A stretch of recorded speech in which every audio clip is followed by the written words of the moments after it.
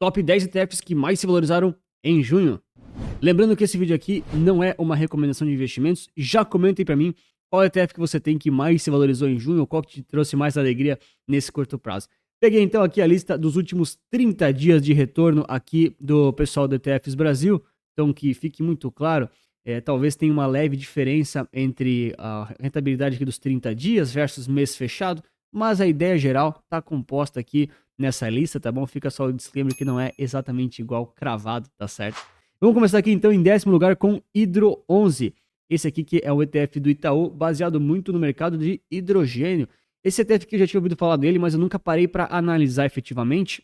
Ele é muito temático, ele é relativamente concentrado, não em empresas, mas num setor bem nichado, bem específico. Tem aí uma certa possibilidade de alta volatilidade e ele ficou aqui com o 10º lugar justamente por conta dos seus 4,45% de valorização em junho, basicamente, tá? De novo, últimos 30 dias, no gráfico dá diferente, mas a gente vai ter ideia geral dos mercados aqui, tá certo? Em nono lugar, a gente tem aqui Jogo 11 com 4,5% de rentabilidade nesse mesmo período. Jogo 11 que já tá 2 vezes seguidas, se não me engano, aqui no ranking do top 10, né? Acho que eu tô até devendo uma análise de Jogo 11. Se vocês querem que eu faça, reforcem aí para eu subir ele na lista. A lista é imensa, tá?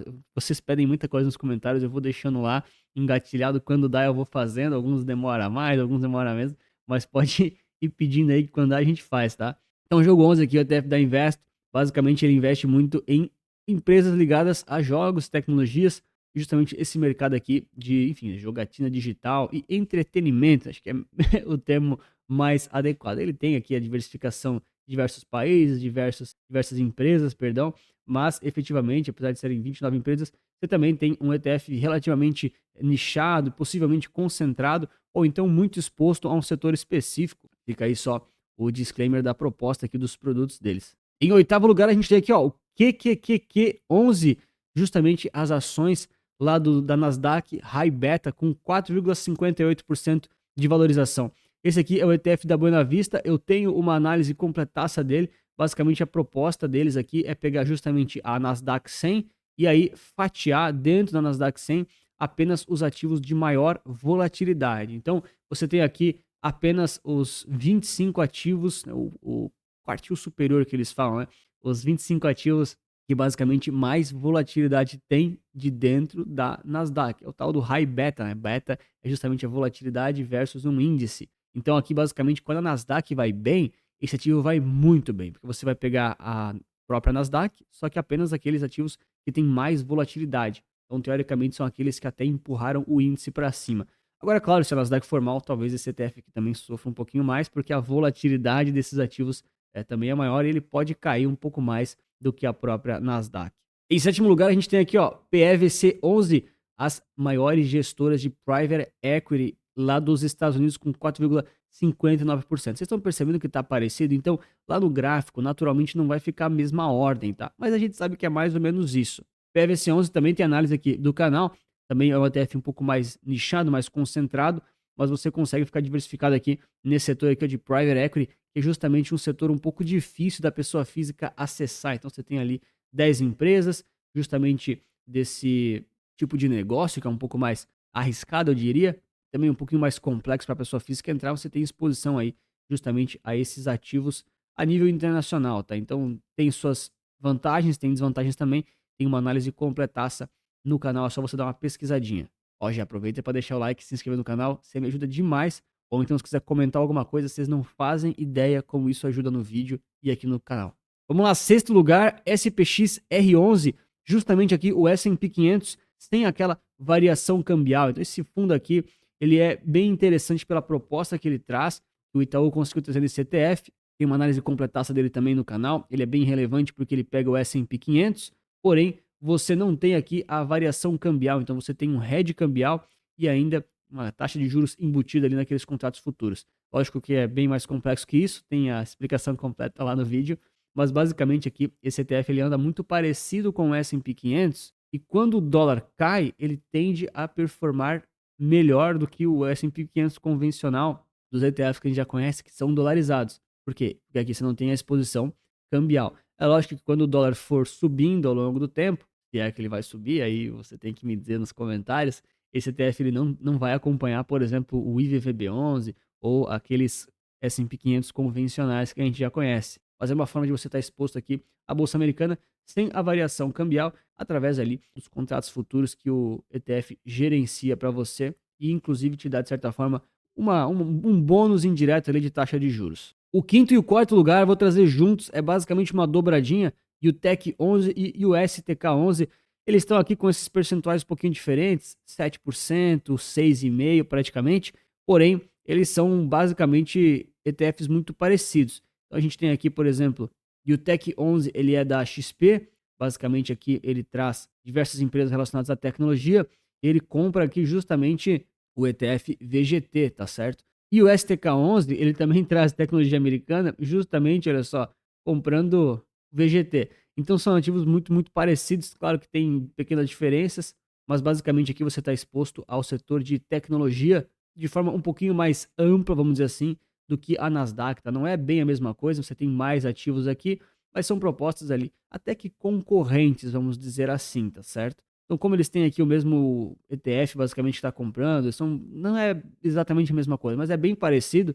Então, basicamente, estou trazendo os dois juntos. Então, o mercado americano de tecnologia aí, na quinta e na quarta colocação aqui desse mês, claro, está considerando aqui também a variação cambial, tá certo? E claro, antes do top 3, lembrar que hoje é o último dia da promoção aqui de lançamento aqui do Capital Certo, o seu manual prático de ETFs e investimentos para o Brasil, e que você também pode aplicar para ativos de todo o mundo. Se você tiver interesse, clica aí na descrição, no primeiro comentário fixado, para aproveitar aqui justamente o desconto aqui de 67% desses primeiros 2, 3 dias que eu deixei, tá? Acabei prometendo para o pessoal fazer um preço bem acessível. Quando eu fui ver, o treinamento ficou completo demais. Eu tive que subir o valor aqui para ficar na recorrência, tá? Mas a sua última oportunidade aí para pagar R$ 97 e ter aqui ó, 8 horas de treinamento, vai passar pela introdução aos ETFs, vai falar de renda fixa, renda variável, como encontrar os ETFs, analisar eles na prática e tomar com vários cuidados. Também tem aqui um monte de mapas mentais de bônus, conceitos práticos para a gestão da sua carteira, comportamental e ainda como usar o TradingView de forma prática e avançada na prática. Então, se tem interesse, é só clicar ali na descrição ou no primeiro comentário fixado.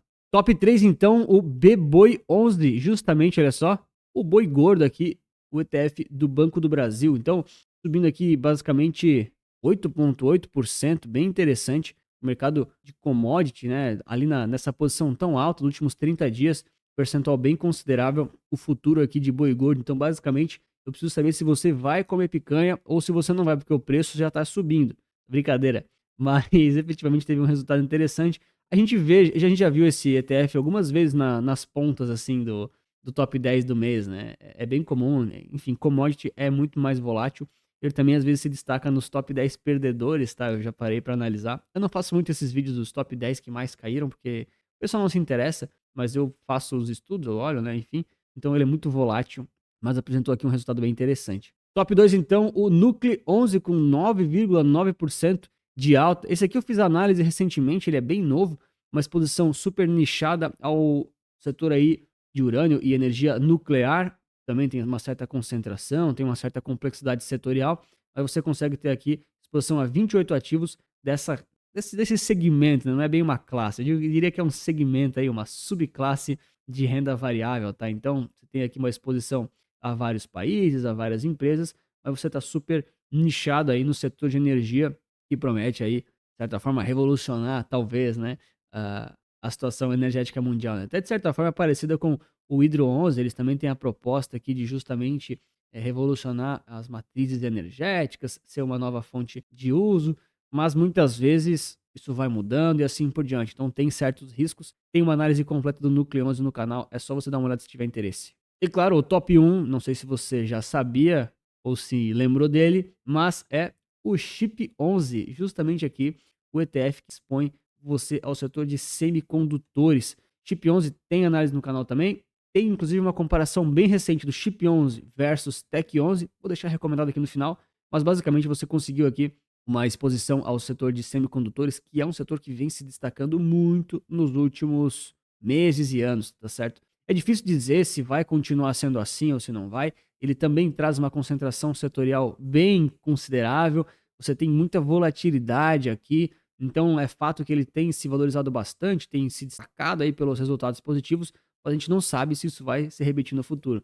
Então, eu reforço muito, não é porque esses ativos estão aqui no top 10 que você tem que comprar, até porque eles provavelmente estão num topo, eles acabaram de subir bastante, inclusive aqui, ó, subiu 13% praticamente num mês, então não é só por causa disso que você tem que comprar esses ETFs, né? Você tem que pensar de forma estratégica, montar sua carteira, gerenciar o seu risco e aí fazer as coisas à medida de que vão beneficiar você.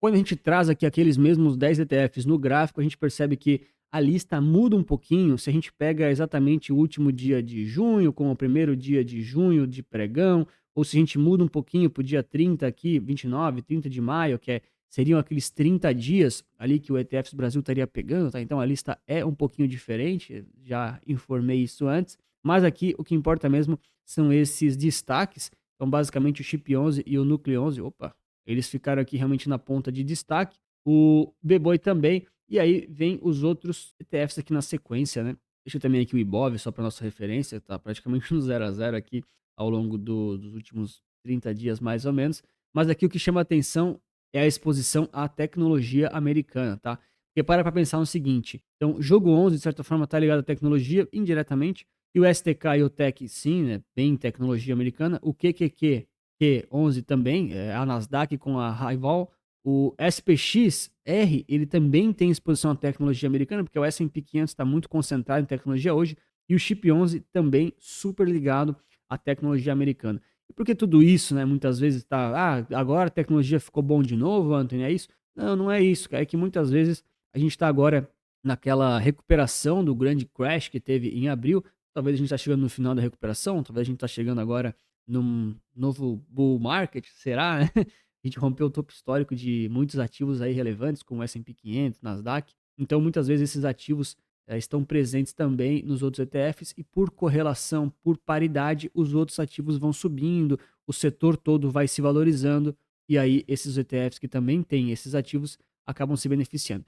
Isso aqui talvez seja na prática uma das formas de você ver como ativos correlacionados e do mesmo setor se comportam parecidos em determinadas condições de mercado. E esse é um cuidado caso você tenha mais de um desses ETFs na carteira ou mais de um ETF do mesmo setor na carteira que tenha sobreposição ou que tenha alta correlação. Então, num mês como junho, você que tinha esses ativos aqui, independente da ordem exata, né? Você tinha bastante tecnologia americana, talvez a sua carteira se valorizou bastante. Porém, em meses ruins, talvez ela se desvalorize bastante. Então, é um certo cuidado a ser tomado. Se você gosta de concentrar e sabe o que está fazendo, não é que é um problema, mas aumenta o seu risco, aumenta a sua volatilidade. Eu acabo preferindo investir de forma um pouquinho mais neutra, um pouquinho mais equilibrada, e aí em momentos satélites, talvez fazer algumas exposições mais pontuais. Porém, eu não acredito que é isso que vai efetivamente transformar aí a sua vida como investidor. No final das contas, acredito muito que o simples funciona, fazer o básico aqui já nos atende muito bem, já está muito acima da média do mercado e acaba sendo até mais tranquilo de ser executado. Então, para quem ficou curioso aqui, a lista completa do ETFs Brasil aqui puxando os últimos 30 dias, estou fazendo aqui esse vídeo dia 1º de julho mesmo, talvez ele não atualizou de um dia para o outro ainda, ok, faz parte, mas de forma geral, esse top 10 é válido, tá bom?